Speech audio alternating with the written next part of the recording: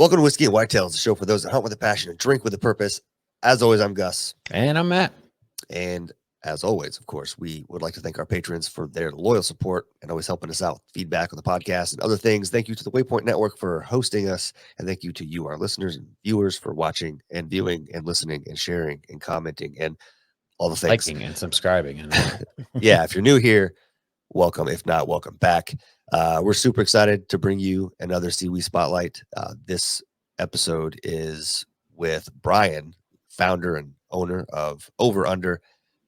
Great apparel company. They got a great story. They got a lot of cool stuff. We had a great time talking with them, hanging out with them this week at the week of SEWE. Yeah, it opens right up with some manly talk. So, take it for what it is. But it was almost like a behind the scenes, the first 30 minutes of the podcast. Yeah, it was a really talking about the current state of America. But I'll tell you what, man, his clothing is unbelievable. We bought, you'll hear in the podcast, I bought some stuff from him before, but Gus and I both were able to make a purchase on his wax jackets, and they are just, I was driving home today and I told Andy, I was like, I just feel like I'm wearing the clothes that make the part of like what I am, like the outdoorsman side, the hunting side of me, just the all around tough dude. I mean, these jackets are amazing. And I don't know if you got the picture. Did you get the picture I sent you? I don't know. On the inside cover of the jacket, it says this jacket belongs to, and I put my name. Yeah. And then underneath it, it says this jacket was passed down to, because that's how long they're going to last. And I put, I don't have kids. I put one of Gus's children down there that, he's going to, one day he'll be able to enjoy that jacket as much as I will for the next, hopefully 50 years, I guess. Yeah, I hope so. I did see that, and I got maybe a teeny bit emotional, so I didn't send that. For those that don't know, my son, one of my sons, Nolan, shares his middle name is Matt's first name, and that was by design. So, anyways, but yeah, a little bit tear jerker there. Great, both in the feels there on a podcast intro. great quality stuff that you can hand down and share with family. So we're super excited to have that. And it was a great podcast. So before we let you get into that, though, we had some really great sponsors this year that helped make the SEWE Spotlight series possible for us. So we're going to leave you with a few messages from those folks. So stay tuned. All right, before we share with you the message from this first sponsor, we just wanted to draw a little bit of attention to it. As you've watched the SEWE Spotlights, you might have noticed the awesome background and the room that we were in. That was a show apartment or suite that the Jasper Charleston loaned to us to make possible for us to record and have guests in a very nice, comfortable, quiet place that was convenient to downtown and where everything was going on for SEWE this weekend. So a huge shout out to the Jasper Charleston for big thank you. Yeah, for letting us do that. It was a huge help. It was very convenient for everybody to get to us. And I don't think we would have had the success we had with the awesome guests we had this year if it wasn't for that location. So huge thank you. And we look forward to hopefully doing it again. This podcast is brought to you by a world of inspiration, style, and pure creativity at the Jasper Charleston. I'm here to tell you about a place that's changing the game for artists and stylists. Ashley Artisan Suites. Nestled at the base of the Jasper, right where Broad Street meets the Ashley River, this isn't just a spot on the map. It's a vibrant hub in the heart of Charleston's finest neighborhood. Picture this, a collective of local makers, artisans, and health and beauty professionals all coming together to offer you a lush array of health and beauty services, cutting-edge fashion, awe-inspiring art, and handmade treasures that'll make your heart skip a beat. But what sets Ashley Artisan Suites apart? Well, I'll tell you. It's not just a place to work. It's an upscale place where you can surround yourself with other creatives and take your experience to a whole new level. Each suite comes complete with water connections for vanity and sink stations because your creativity should flow just as smoothly as the Ashley River. And here's the kicker. Fixed rent with utilities included, a reception lounge that's practically begging for brainstorming sessions, and a private lounge with a washer, dryer, and utility sink, and complimentary Wi-Fi to keep you connected to the world while you cultivate your business. It's time to relocate your business to Ashley Artisan Suites, the creative space for those with polished taste.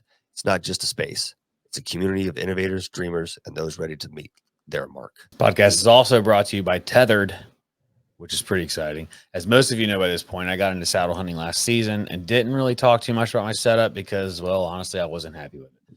I love the idea, but I just didn't experience all the things I heard fellow saddle hunters say. It seemed like I was missing something, mainly comfort. And I hear about these all-day sits being a dream scenario, and I wanted those things, but it just felt like my current setup was not going to give me the true comfort without sacrificing some of the functionality that I had. And that's when Tether stepped up in this approach and their innovative design. We met up with Tether at the Great American Outdoor Show, and I'm thrilled to tell you about the Ultralock and specifically the Ultralock SD. If you don't want to get all the pouches and extra accessories, but it's like Tether read my mind. So let's talk about the Ultralock links real quick. So I used to wrestle with the pleated saddles. You know, they flop around all at the wrong times. It's just they don't seem wide enough. There's a ton of problems with them, but Tethered reimagined the game with this expandable saddle body and Ultralock links. So just think about this: a saddle that moves with you while you're walking, climbing, hunting. It doesn't matter. The saddle expands out so much when you're in it that it practically feels like you're sitting in a hammock, and that's truly going to give you that all-day sit that you were looking for. But also the Ultra Bridge and the comfort channels, they're the unsung heroes of the saddle. With Tethered's patent Ultra Bridge technology, I've got nearly 40 inches of on-the-fly adjustability. Finding my sweet spot has never been easier. And these comfort channels, unsurpassed comfort with 7 different settings. I can practically feel the coziness just talking about it. So we're also going to give them a shout out for the good old USA. Tethered built the load-bearing components right here in the United States, specifically in Texas. Heck yeah. Crafted with care. So if you've been listening to us talk about saddles over the last 15 months and notice we rarely talk brands, it's because we haven't found the right one to truly stand behind. But I wish I had started with Tether. But even honestly, I probably would have ended up still buying this Ultralock either way this year. Gus and I both will be enjoying the comfort of the Ultralock all season. So look forward to us being pretty vocal about our new setup. And you can check them out at Tethered Nation on Instagram and look at all the people that are actually enjoying their stuff. And they also sponsored the giveaway this year at SEWE, which a lot of people were entered to win, and we'll have those results coming soon. So yeah, think differently. Go and try out a Tethered next time you see one at the store. It's good stuff. Something that's also awesome and helped us out a lot at SEWE was Burnt Church. So they have a saying, purpose beyond profit. What a great tagline. And it's something we fully understand around here. We've spent a lot of good money on hats and products like rock glasses and other things. Just they were not something we could sell to our customers, and we ended up eating it or throwing it away or giving it to friends. We want our products to be quality and serve a purpose beyond profit. So Burnt Church Distillery is located in Bluffton, South Carolina. And if you like going to distilleries, this is something special and very beautiful. Everyone we met that worked there is a stellar human. They make an incredible product. We always try to stay brand agnostic on our whiskey classes and just in general answer the question, what are some of your favorite whiskeys? But when you find a gem, you just have to show it off. So Burnt Church hooked us up this weekend with a bunch of whiskey to pour for SEWE customers, and it truly revolutionized our event. Peter, the head distiller, was there all day and on Friday, spreading the good word about all that is Burnt Church, and it really elevated the experience having him there.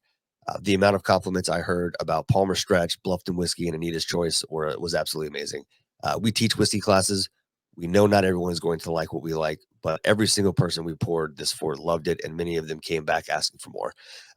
Can you imagine being a distillery and having 3 of your bottles available at an event for tasting, and every single one was a home run? Absolutely incredible. Just great stuff. And we want to thank Burnt Church also for always being so supportive of us. Thank you to Peter for coming out and talking to our customers. That was amazing, dude, to have a head distiller on site at an event telling people about the whiskey that we've been preaching about for months now. Yeah, it's awesome.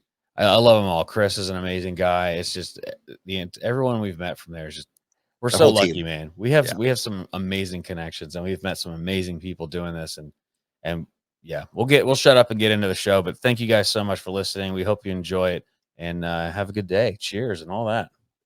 Steven, thank you for coming again. Oh, it's a pleasure. We only had 2 repeat customers or podcast guests. What are we? Yeah, podcast guests this year, and that was Andrew, which you talked to, and then you. I love, cool. You know, I told you the first time you were here, I'm a huge bird guy. I love driving around. We report birds when we see them, and everybody should be doing that just as a conservation thing. So if you see some crazy bird, you know it's not normal, you should let people know. Absolutely. And I would say that it's me that you wanted back, but it's really the bird, right? I mean, that's well, I haven't seen the bird yet, but I was excited to see you. I didn't think so. The bird came out last time, the last half of the show. You didn't want to hold her. That was a female. That you didn't want to hold her. The carrot. I didn't want to hold her the whole time. Yeah. But I guess as a smaller. This guy's teeny. He could sit out the whole time. He's real talkative too. Let's whip him out. Are you ready? Yeah, I'm ready for the reveal, the unpacking. I'm going to move my mic for a second. Go ahead. Go ahead. This bird's been making crazy noises. It sounds like a bobcat, like just like. That's pretty good. Yeah, good impression. That's pretty good. I'm a caller. I'm a bird caller. So this bird, they've taught it how to collect money. So it'll fly around and just pull wallets out of people's pockets. Heck, I don't know if you can hear it. Oh, wow, it's tiny. Well, you saw the box he was in. Yeah. So it's a type of owl. It is. Look how big his eyes are. Oh, he's so cool. That's wild. He's pretty awesome. This is called a white-faced owl, White-faced owl. which is a pretty good name. Yeah, You he's got can a white see face. The white on his face. It's a relative of the eastern screech owl. So eastern screech owl is our smallest owl in South Carolina, and this is a. Oh, That's what he sounds like. Yeah, I didn't even think about it when I thought I was No, going to bring that's him. fine. He's been my media guy this SEWE year? season. Cool. So he's a young bird that was bred as a part of our captive propagation program, and so he's getting the tour of all the media, so cool. junkets. I love So it. yeah, this is a native of Sub-Saharan Africa, but a relative of the screech owl.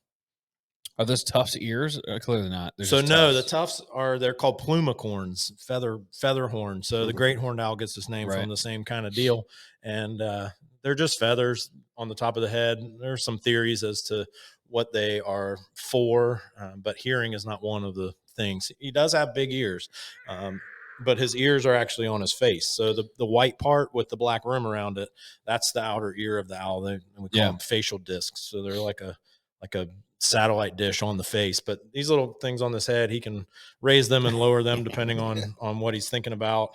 And we think they're probably part of camouflage as well. You've seen all the modern camouflage with tags of stuff sticking off of it. Yeah. The same idea there. Looks a little bit like a twig or something. As I was asking that question, I saw her stare at me funny, and then I remembered every picture I've seen of an owl skull, and I was like, oh, he can hang out on there. Yeah, Whatever you want absolutely. to do. It He doesn't might. matter. I'm trying to figure out what bad things he can do while he's in here. That'd be pretty cool if he sat there. Ears up and down. We don't know what that means, or we do. Well, so I don't know what it means. He knows what it means. Yeah. I don't trust you yet, little friend. He's gonna fly around the room. He might, and I'm looking around thinking what could he sit on that. I think we get him back. I think we could get him anywhere he goes. Yeah. So I'll trust you a little bit and let you sit there. Maybe he'll come back. He is trained, and I do have some little tidbits in my bag, so I can get him back if worst case scenario. So you were saying earlier that sound is he's trying to eat something. So this is a bird that we bred in captivity to utilize for education. And one of the things we know about owls is that if we want to expect an owl to do this, right? If you expect an owl to sit in a room with a bunch of people, to fly in a flight demonstration, to go to a school, to do whatever, they basically have to think they're a person. So this bird was raised by hand from an egg, and that sound he's making is that's your favorite pretty thing. cool. Yeah. I love it when they rouse like that. Yeah. That sound is the sound that he would make to tell his parents that he wanted something to eat. So it's like a baby crying. Yeah. We call it food begging. His food beg is pretty tough sounding. He sounds like a bobcat. Yeah, he does. He's a fierce little thing, you know. Well, that's nice. A little preening while we're perched. Oh, he's getting sleepy. Yeah, I'm gonna take a nap. Yeah, maybe he might. He's been waiting all day for his appearance. So he's checking everything out and making sure. When they do the head bob, are they focal length? It's more than just focal length. It's if you think about the human eye, we have one focal area, the fovea on the back of the eye, where all the I'm not an expert on eyes, but where all the light focuses and sends the image to your brain. He's got multiple areas on his eye, so he can focus light on the side of his eye and see a picture, and focus light on the back of his eye and see a picture. Uh-huh. So the thought is that by moving their head around like that, what they're kind of doing is just summing up the environment in different ways. It's just getting different pictures of what they're looking at. And he's mean looking. He's looking at me like a tough little guy. He's gonna eat me. If you were a mouse, you'd be petrified of a bird like this. But he only weighs about 180 grams, so he's not much of a bird. What's that in American? 453 grams to a pound. So quarter of a pound. A little more than a quarter of a pound, somewhere between quarter and half a pound.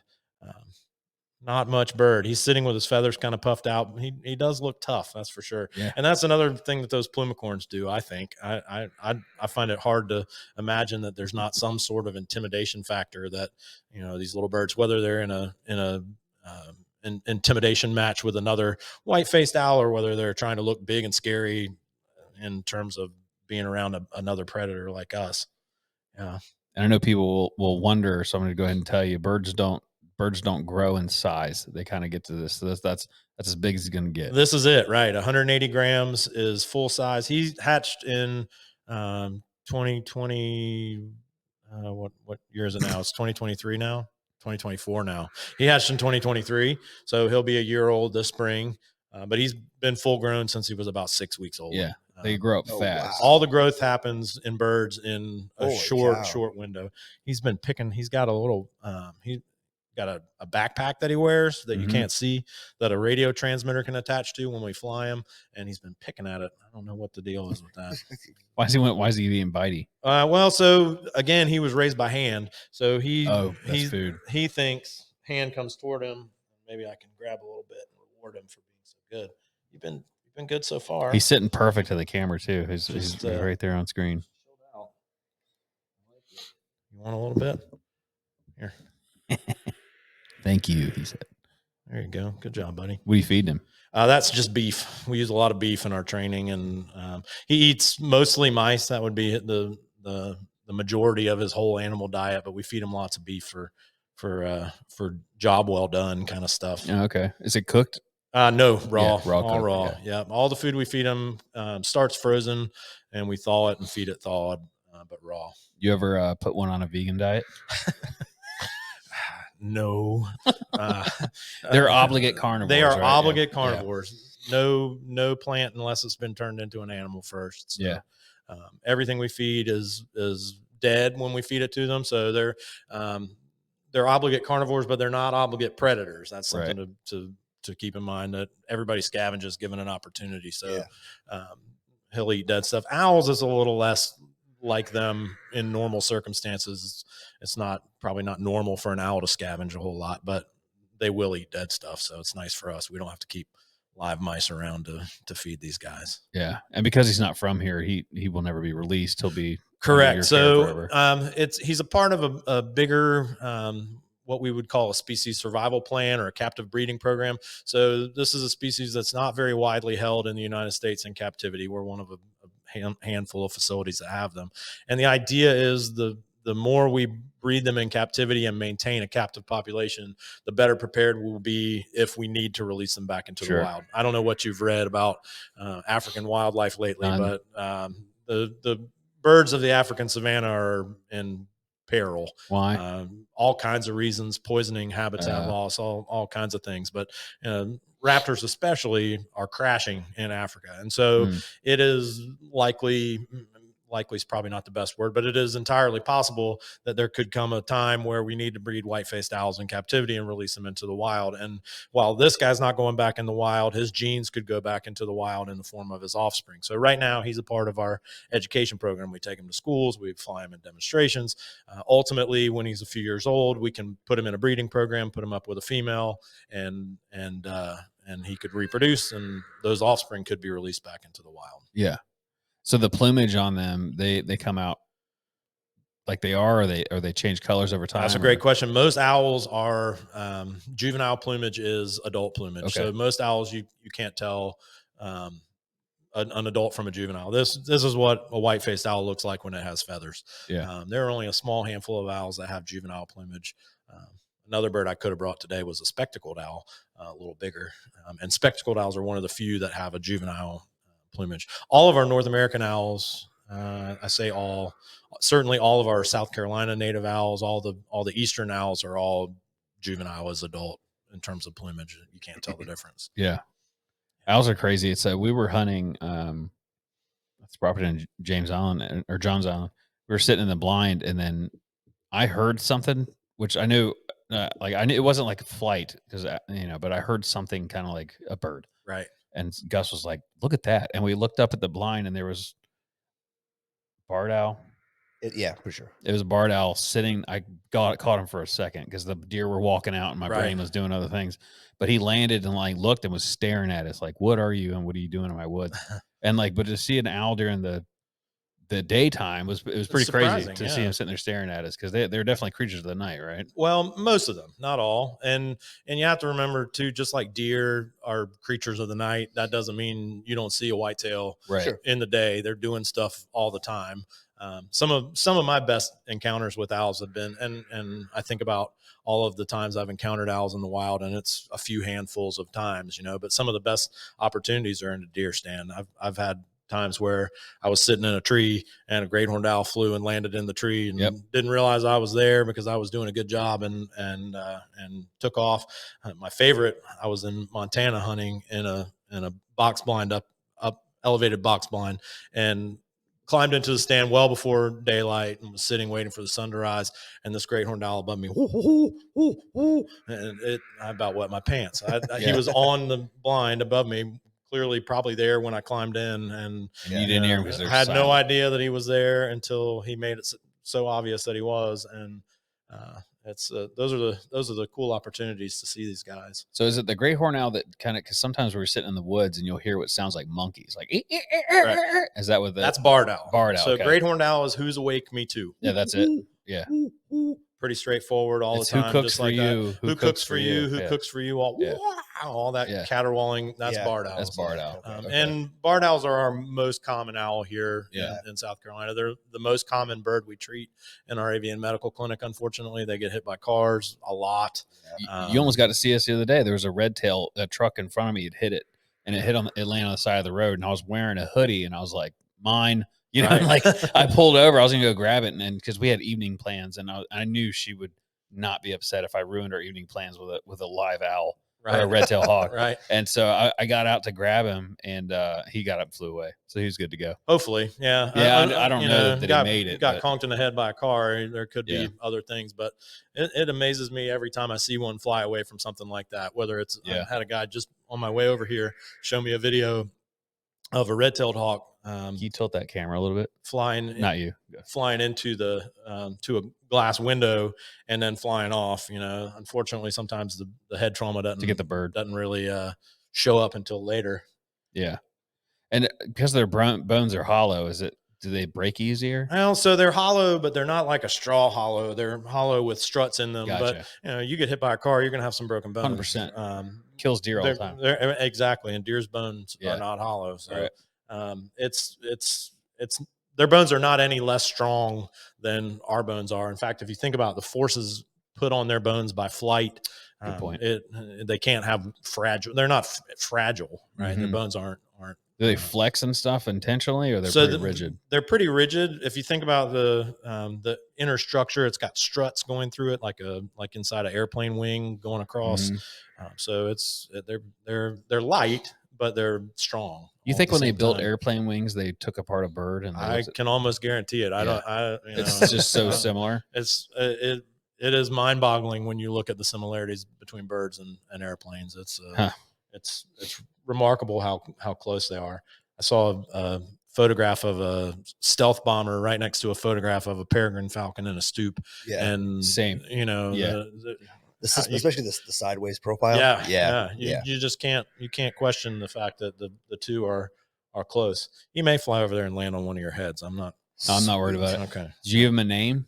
So we made a conscious decision a long time ago that we weren't going to use names with our birds. Right. So I'm not going to tell you what his name is because we don't use the Don't names. humanize animals. We don't want to humanize it. We don't want to anthropomorphize. We don't Right. want to make you think it's a pet. Right, Even if we yeah. don't humanize it, if I told you it's Fluffy the owl, all of a sudden it changes the way we look at things. Right. I appreciate that a lot. And it's a, you know, I think a lot of people do when you explain it to them. A lot of people just want to know what's his name and Because you the people associate a name with living things. right. And I get that. And I understand why people would want that. I think unfortunately it really does change the way we view wildlife. I don't know if we talked about this the last time, but I think we did because I'm vaguely remembering with this conversation. Shamu and the like, you know, the amount of disservice we did to orcas by Shamuing, disgusting. you know, it's just not in my opinion and in our opinion as an organization, it's just not the way to do it. So do you call them by like cage numbers? So or- I said we don't use names, All right? He doesn't have one yet because he's young and he hasn't reached the milestone that we use. So in order to get a name, and I think maybe he did get a name. I don't again I don't Yeah, even, I don't know what it is. But what we do is every year we come up with a theme internally with our staff, and that theme this year we thought we were only going to keep one bird. So the theme was words for one.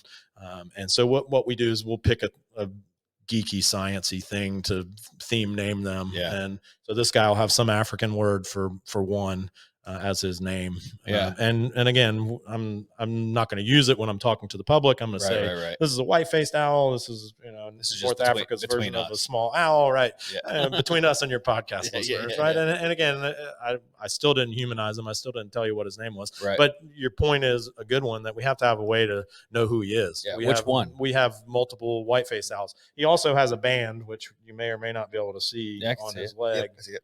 He's got, he's like, I'm gonna bite you. Kind of green. Yeah, he'll probably bite me. And that band has a number on it, and that number is associated with him. So he's got a file, and all the records, all his medical records go to that band number.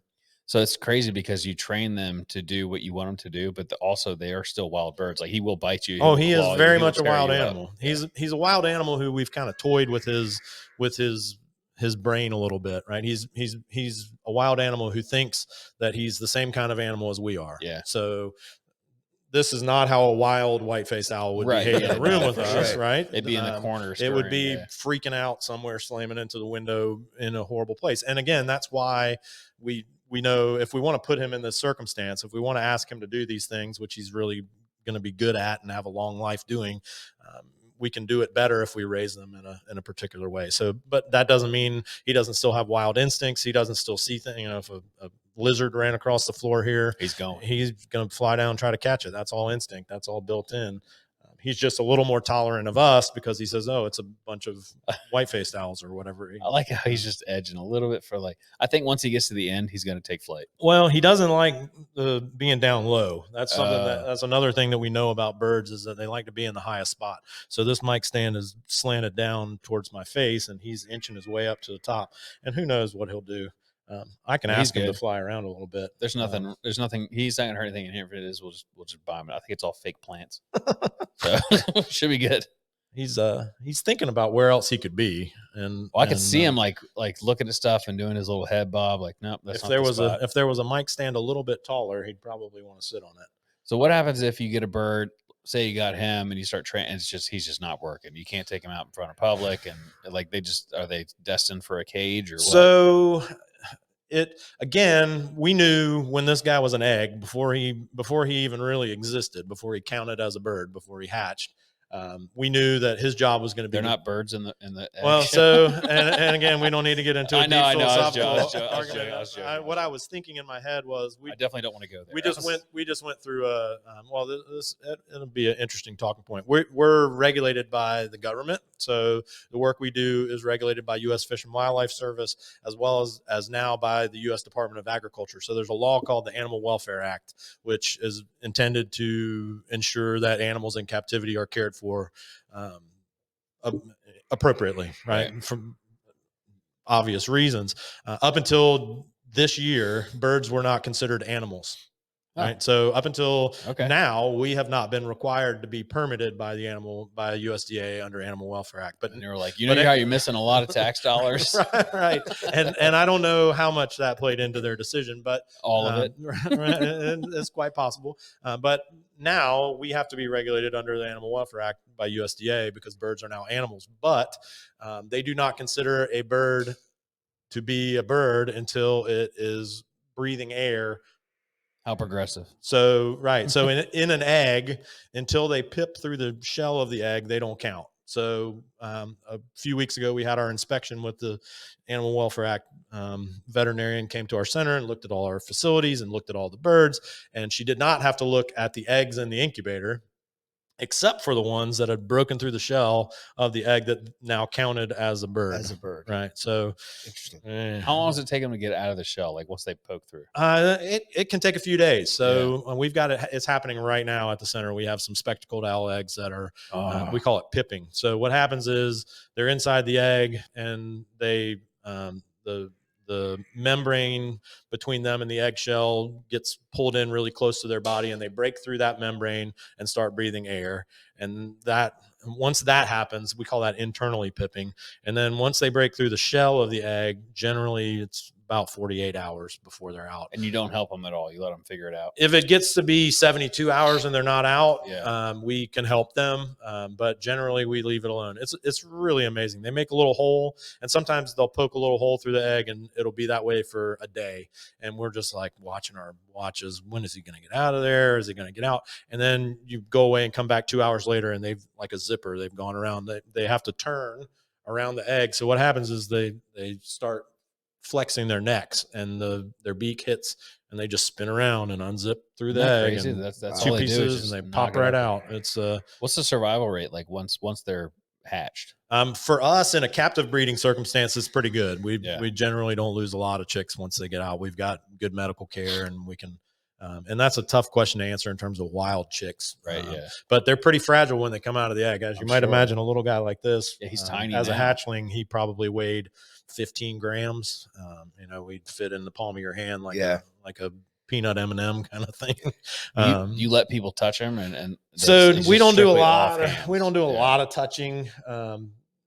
The government doesn't like it. Our permits. I totally get it. I wouldn't want people touching my bird. And he doesn't care for it too much. He sees my finger and he bites my finger. Why is he doing that? Because he's used to my hand coming Bringing up to him, food. and there being food in my hand. It's like snakes. You got to feed them outside of their enclosure, or they'll bite you every time. Right. You try to pull them out. And it's one of those things that it's a side effect that we know is, it's a side effect of raising them by hand. So as long as we're careful. So I see you got some marks on there. It's like that's just part of the job, huh? So these are from a much larger owl. So one of the things we have to do with these birds in captivity, we have to manage their growing parts. So we said birds don't grow after a short window, right? But that's not necessarily true. Parts of them grow throughout their life. Their nails and their beak, their talons and their beak grow all the time. And so we have to do what we call coping, which is where we go in with some trimmers and clip their nails and clip their beak. And this week I had to cope a much larger owl than this, a bird that weighs about 5 pounds, stands this tall, Eurasian eagle owl, one of the largest owls. And she was not very happy about me trimming her nails as we were doing it. And she bit me a few times. So I have. You trim with like clippers or like we use little clippers and then a Dremel. For I meant Dremel, not for the beak, we use a Dremel a lot. God, it's got to be terrible. Have a human mowing down your beak. We understand that it's one of those things that is probably horribly stressful, and so we have to do it quickly and in a way that is as minimally stressful as possible. You get bit a lot, but it's I could say there's probably 4 or 5 birds that when I have to trim their beaks and their talons, I end up with bites, and the rest, if you do it right. And that's the other part is you don't get bitten by a bird unless you make a mistake.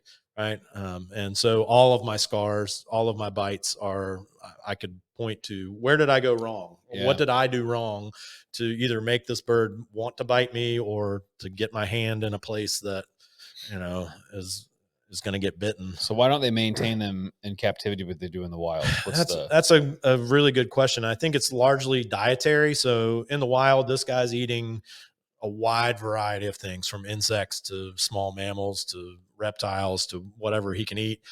He's got a wide variety of hard surfaces in his natural environment that he can keep his beak and talons in shape on. That being said, I've seen wild birds come into our hospital with grossly overgrown beaks and talons. Yeah. It happens. They get sick and they stop taking care of themselves. And, in captivity, his diet is softer, I guess. He's only getting mice and chickens and things that are perhaps not as robust in terms of what he might grab. They seem very, very similar to cats.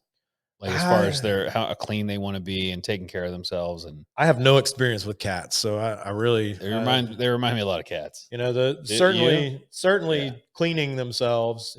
And again, he's fussing with his backpack strap is what he's doing right there. But he's taking care of his feathers. He's got to do that all the time. He's a busybody. And you don't sit and wait for somebody to sneak up on you. So he's got to keep his eye on everything happening in the room. He's waiting for the opportunity to fly in and grab something. Every time he yanks on that thing, he stops and his eyes narrow like this damn backpack. I wonder if he's not thinking that very thing.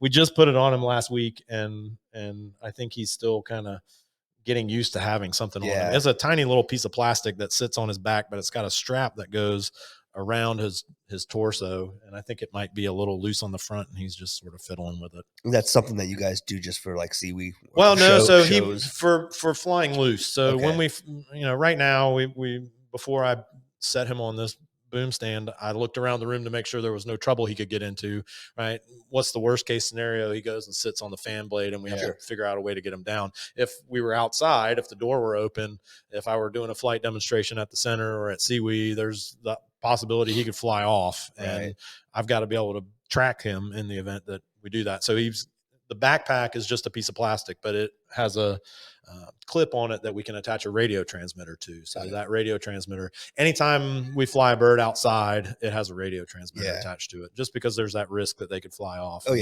And it's so when you pulled him out, his eyes were wide open, and like now they're basically closed. Is that he's just more comfortable and not letting light in? Like, is there a reason that's going on, or am I just so it's really interesting. This little bird, this particular species has so many different appearances that they can have, and we've got an Instagram video that you can watch if you go to our Instagram page. You can see it where when he's trying to be invisible, he's nearly invisible. He stands straight up. His plumicorns, the little feather tufts, are straight up. His eyes are almost completely shut.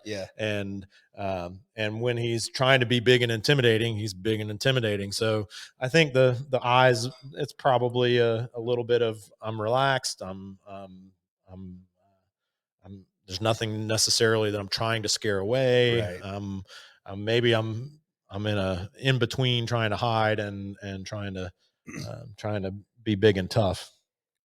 I have a general question about birds of prey, just in general. And so I've seen a video, you may have seen it as well, and I don't know if it was a stork or what kind of bird it was, but there were 3 chicks in a nest and they had a camera on it. And the mother just decided, I can't feed all of you, and you're not moving along. So it picked it up and just dropped it out of the nest. Is that something that happens across all birds, or just certain species? Or there are certain cases where it happens more often than not. I think I have seen that video. I think it was a white stork. Yes, it was white. And I don't know much about that species in particular, but they do. There could have been all kinds of factors happening, right? Either I can't feed you all, and one of you's got to go, or maybe something's wrong with you, right? It might have been something that we couldn't see on the camera, or they could probably smell pick up like a sickness or disease or something. Maybe not smell. Most birds don't smell a whole lot, but sense it somehow, right? Who knows how they sense it? And I'm theorizing because I don't know what the case was in that case. There are some cases where one sibling kicks the other sibling out of the nest, right? and there are some species where that has to happen every time. Really? They call it obligate sibilicide. So there's always 2 chicks that hatch if things are going right, and one of them always kills the other one. Right. That's wild. And it's just the way that it is. Right? Only one of you is going to survive. And so we have this is Sparta button. Oh, do you? This is blasphemy. This is madness. This is Sparta. That's them. That's them. I love podcasts. They are just there's that little machine. It's crazy the things you can do with them. You can do so much. It makes life so much more interesting. Would you call it obligate sibilicide? Obligate sibilicide. I've never heard of that. That's wild. So just like obligate carnivores and obligate predators, in every case, I will kill I will kill my sibling. Yeah. Right. And only Must one be of a one of us can strong survive. breed of bird. Right. If only the strong survive. The ones that I can think of are, there's a few eagle species where it happens. Makes sense. We have one, the swallowtail kite. It's not necessarily obligate, but it happens a lot. There's a lot of sibilicide in the swallowtail kite here How in are South they Carolina. They seem to be fairly stable. We've been Good. talking a lot about we need a survey in South Carolina. They're one of my favorite birds. They're just Beautiful. spectacular. They really are. It's one of the things I love this time of year where it's cool and all the outdoor activities are happening, but there's no kites, and it's a bummer that they're all in South America enjoying the South American. When it gets hot and it's like, there's no way I'm going to the swamp today. Right. And then you'll start seeing there's the kites, and it gives you a reason to go. So it's something we monitor them through citizen science, through the reporting that you were mentioning earlier, that we count on people telling us about them when they see them, but there hasn't been a statewide survey of population in a while. It's been a decade at least. So it's time. And it's one of the projects we've been talking about at the center, that we need to get out and do a survey and see what the state population looks like. Yeah. Unfortunately, it's not a great long-term scenario for them for a lot of reasons. There's not, swamps don't recover quickly, and they're filling them with sand to put apartment complexes on them. It's unfortunate. I'll tell you what, the one that we saw, the swamp that it was in is now a massive apartment complex. Right. It was in West Ashley off Beast Ferry Road, like towards 17. Yeah. That whole swampy area, that's what they like. The hardwood freshwater wetlands. So sad. It's, you would have thought we would have learned our lesson, but unfortunately, and it's one of those things. South Carolina is one of the few states that still have them. So we're doing better than Missouri and Louisiana and Arkansas and some of these other places that have lost them entirely. But it doesn't seem like we've learned our lesson, because we're still turning swamps into parking lots, which is. And that's the thing, is hunters, man. We get comments on posts, and people say stuff like, "How could you?" However, like, if you're a vegan, I'm not going to argue with it. But if you eat meat, we're going to have this conversation. Right. But to say that I don't care about animals because I hunt, I mean, I get so sad when I think about the plight of birds. It's because I love them, and they're so freaking cool, and we're just destroying their habitat. It's a starting point for so many people. I grew up hunting, and I can think of, I'm kind of to the point in my hunting career where I almost enjoy as much just sitting in a stand and watching the woods happen around me. That's kind of why I do it anyway. And sure, it's nice to take a deer here and there, but I could sit in a duck blind and watch ducks land in a pond all day. Yeah. And that's where I learned the ethic that led me to the career that I'm in, to working to educate and work to protect wildlife. I learned it hunting, and to say that hunting is bad is just foolish and closed-minded. It's a conservation ethic. It's a little different than some conservation ethics. Yeah, there's take involved, and again, your point about if you're a vegan, then sure. Yeah, I'm not gonna argue with you. But but if you eat meat, everybody else, we're as long as we're in it for the same reason, right? Yeah. We're in it to protect the resource, to ensure that we have these things so that our children and our children's children can still enjoy the wildlife that we grew up with, right? At least to some extent. And it's a different angle, sure, but again, it's I learned to want to protect animals because I like to hunt them. Yeah. And well, speaking of that, this is a 2-part question, so I don't want to spend too much time on the first part, but do you still wing hunt today? I would if I had the opportunity to. You're okay with it? I'm fine with it. I think there are some things that I would like to see done differently. Right. Sure. Lead toxicity is a big problem. Crazy that people still do it. And it's people don't realize that we had a golden eagle, which is a rare bird in our avian medical clinic. We don't see golden eagles very often. In my 20-year career, I think there's been 4 that have come through our hospital. That's and a good thing, though. Well, sure, yeah. Unless you like to see golden eagles, which I like to see. It's a good thing them, they're not injured. They're not getting injured in our zone very often, right? But we had one earlier this year that came in suffering from lead toxicity, and unfortunately, it died as a result of because the lead. Somebody shot it. No, because it ate. Oh, it ate. It ate lead, Jeez. right? So that's what people don't realize, right? Is that if it's not a clean harvest, if you go out and you shoot a deer and you don't collect the deer, right, it doesn't die. You shoot it with lead buckshot, right? And then it gets hit by a car on the side of the highway. The turkey vultures are going to eat that dead deer on the side of the highway, and they're going to eat that lead, those lead pellets. And it doesn't take but a BB worth of lead to kill an eagle.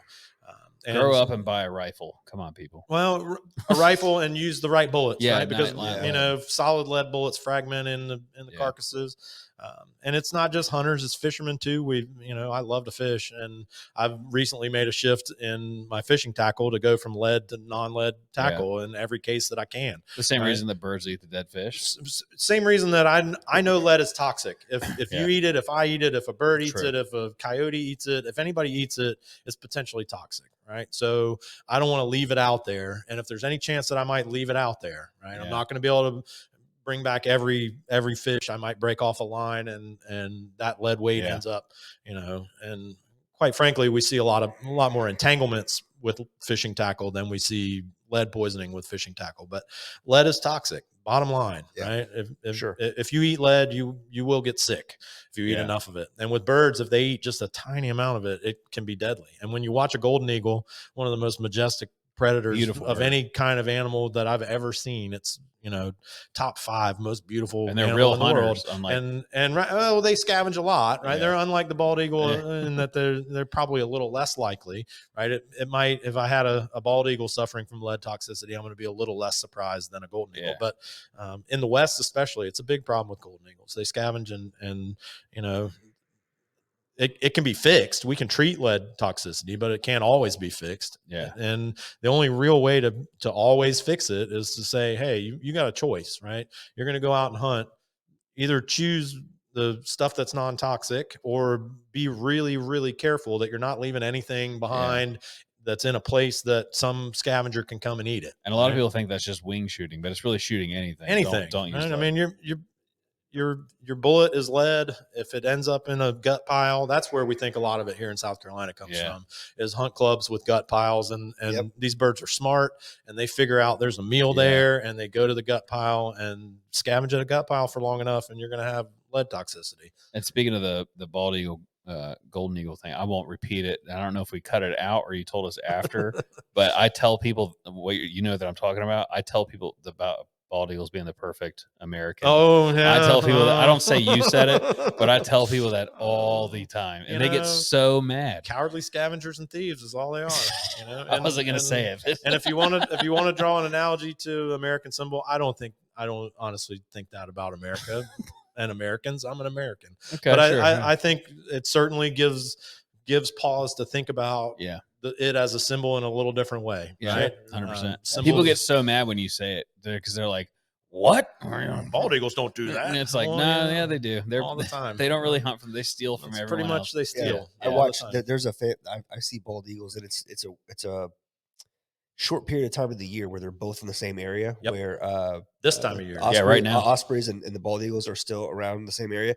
But I watch, there's a bald eagle that harasses an osprey by my house all the time, and they will fly around and every once in a while the osprey will end up dropping the fish and they go back and forth. He's a bully. He's a big fat bully. That's and there's no arguing. Yeah, I mean that's the what symbol of America, do. and this is what bald eagles do. Right. You put it together, and and they're not the only ones, and and America's not the only country that uses an eagle as our symbol. Eagles are majestic, no Mexico question. Uses, they're big. Mexico's the golden. Mexico's got a golden eagle, which again they're same a little species. less thieving, but they're if you're big, why not be a bully?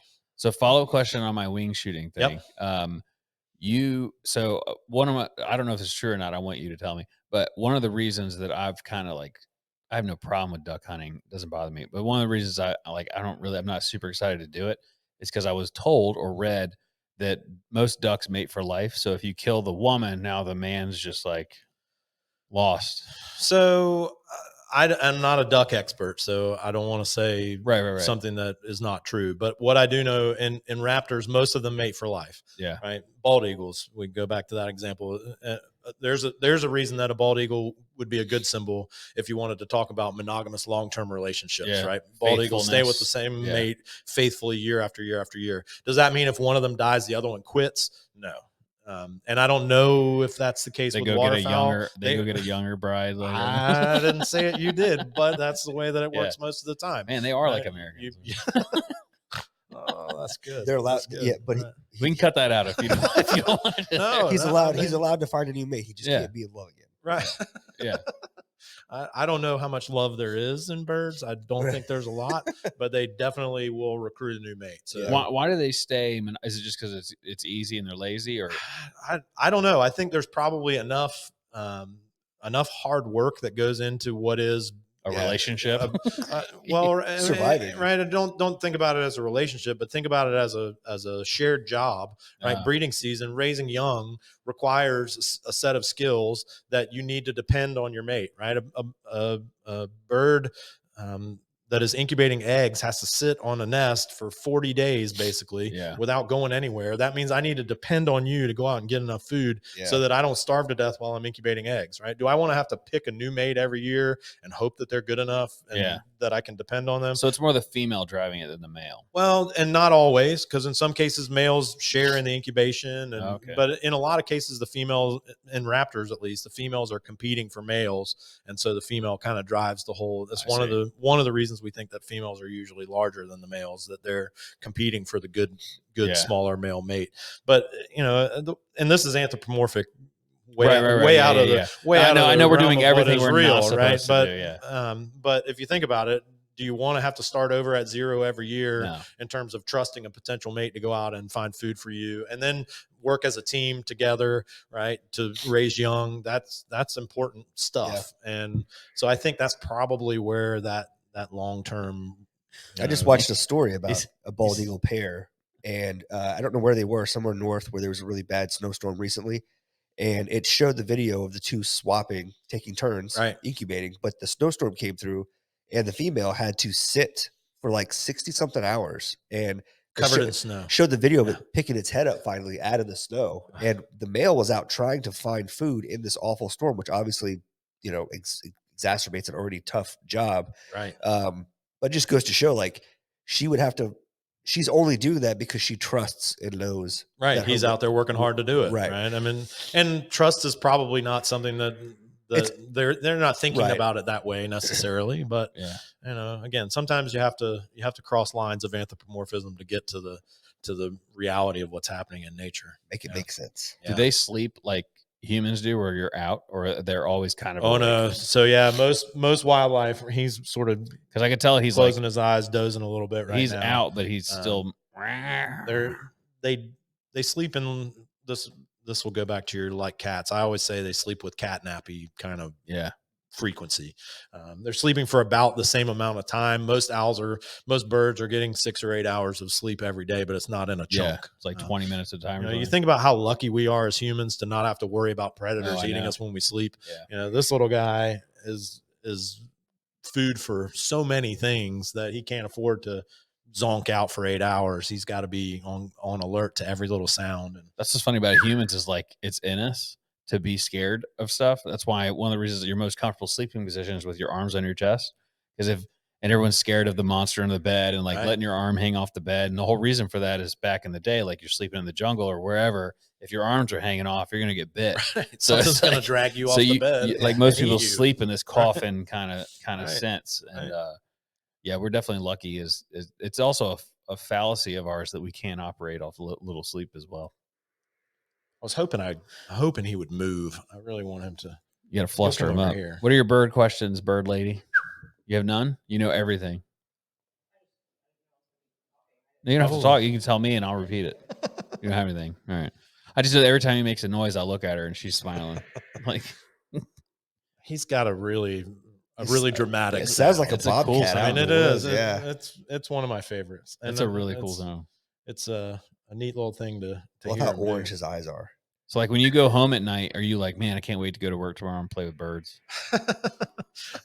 So if only you've been doing it long enough. If only my job was going to work and playing with birds all the time. Right. You know what I meant. I certainly count myself as very fortunate to get to do the job that I do.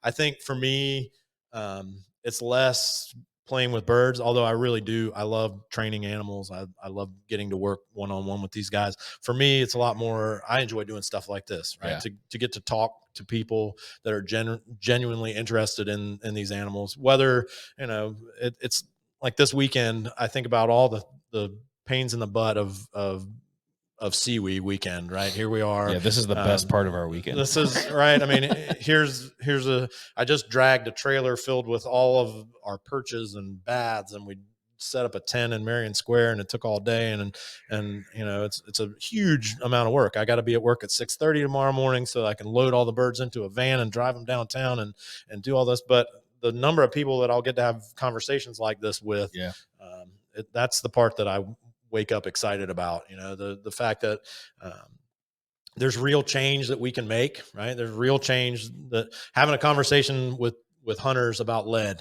right? Yeah, I don't get to do that very often. And SEWE, I'll get to have that conversation a few times this weekend. And that's what drives me is, you know, this is pretty awesome. No question that this cool little animal that I get to work with right up close, and also to give people the opportunity to have this up close experience. You know, like I'll never see one of these again, I'm sure. Right. Well, I mean, unless you can always come and see, you can always come and see him anytime you want. Dude, I tried to get the owl banquet, and they sold out. They sold out. I'm gonna have to hook you guys up. As soon as I saw it, I was like, all right, I put it in my calendar, and I was like, just start looking. And then before I knew it, it was too late. Owls by Moonlight sells out so fast. It's such a good. I want to come. So it's a great event. We'll talk. And, okay. All right. I'll figure out how to get you on the list. That would be awesome.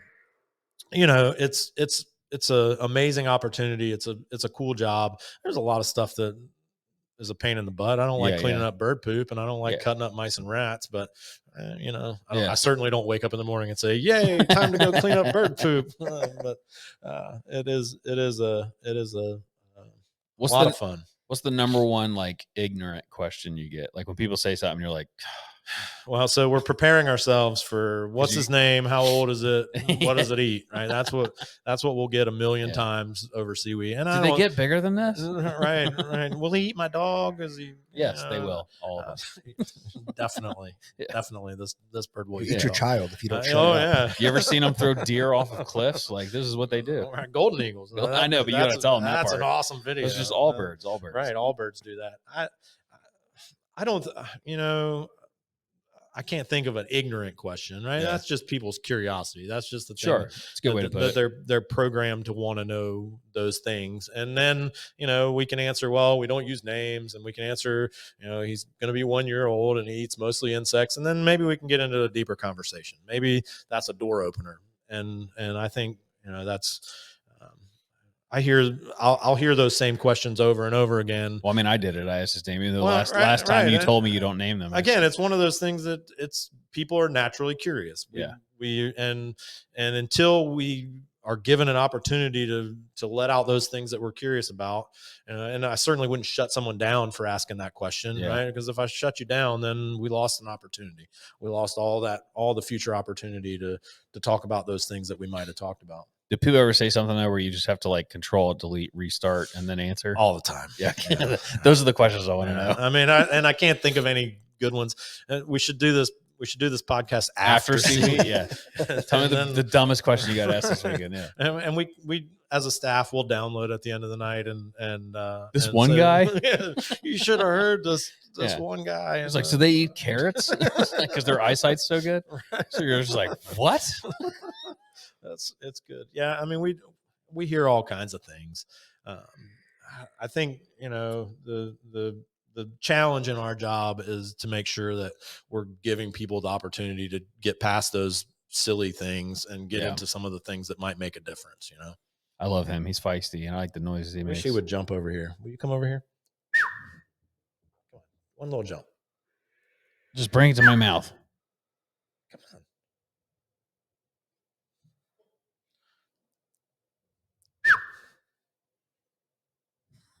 Yeah, it's a cat. You can do it. That's a cat. You can do it. You can do it. Who's training who now? Right? See how close my glove got? Oh, come on. Just a little further. Well, then nothing for you, friend. We'll try it this way. Try it, yeah. Try swinging it out.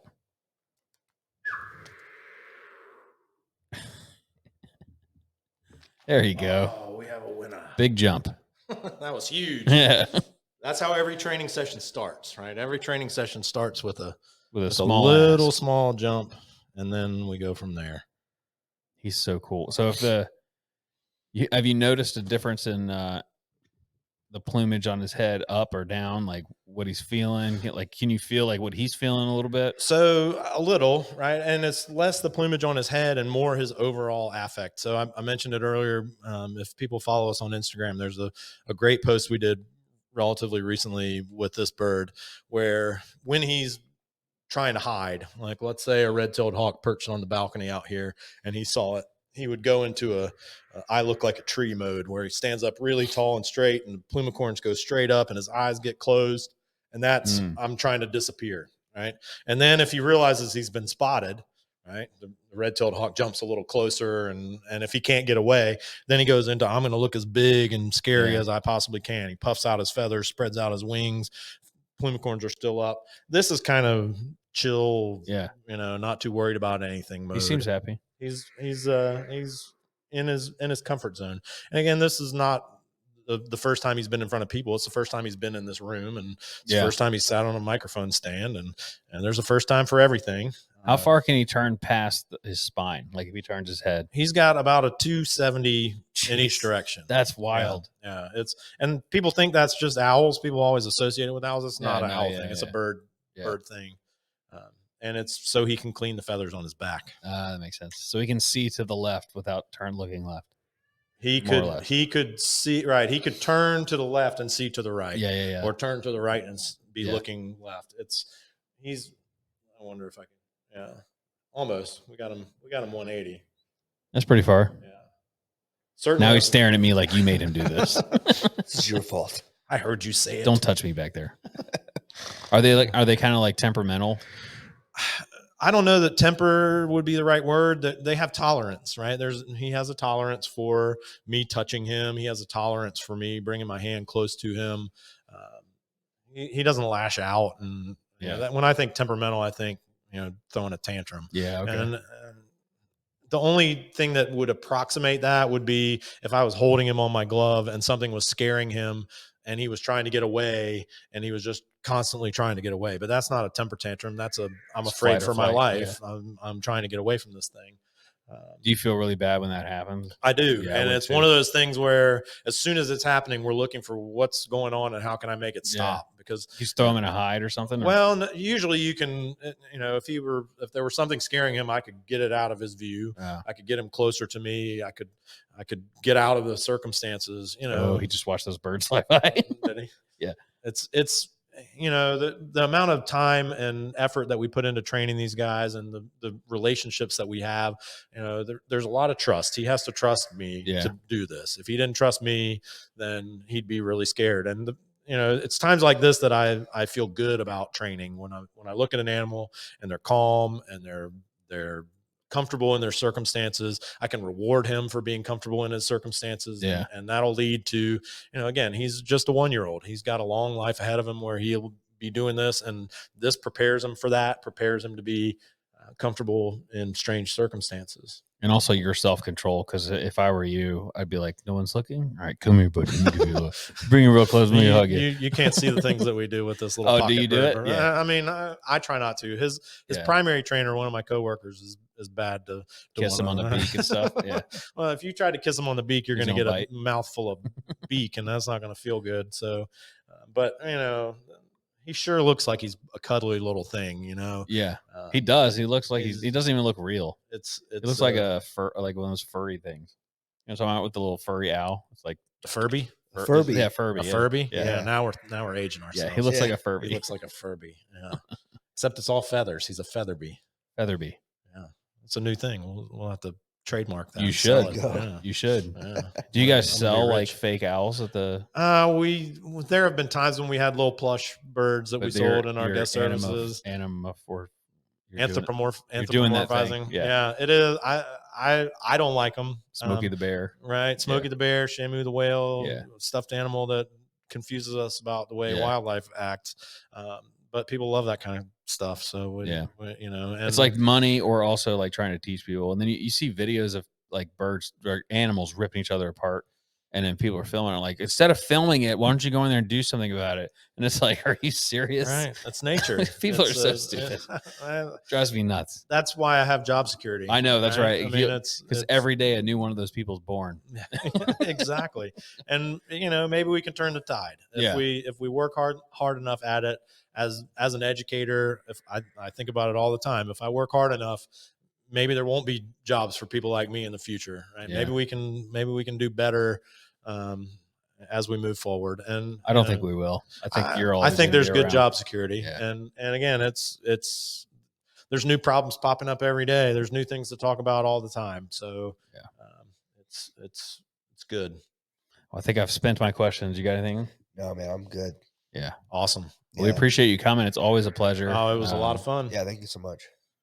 Hopefully we can do it again sometime. Oh, we got you every year if you'll do it. That's for sure. Absolutely. Yeah, this is great. We always love it. It's good to get the stuff out, and people that aren't into birds, we're hoping that if you listen to this, you'll leave it with a little bit of respect and different opinion of it. Maybe do a little research about the birds in your area and see if you can start spotting them and see what's rare and report those birds and let people know. That's or even important. just pay attention to the stuff that's common in your area, right? Yeah, that's how you start. That's how everybody starts with what do you see every day? And the common stuff, I had a conversation with a friend of mine about a blue jay, and he was like, it's a shame that blue jays are so common because nobody appreciates them for how friggin' awesome they are. Unless you're a hunter, right? They're your favorite. Well, bird. Right, and they're great, and the magpies coming. too, and magpies start screaming. There's a deer right there, right? And they're beautiful and they're smart and they're. I even like grackles. social. So I got a thing for grackles. Oh yeah, grackles are super cool. I don't know why I like them so much. We'll go sit at Taco Boy. I won't even eat there, but we'll go sit there and I'll watch them sit outside.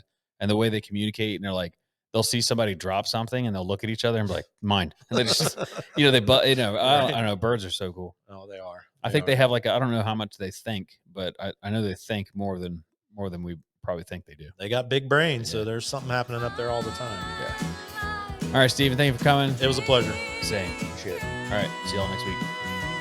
Thinking we see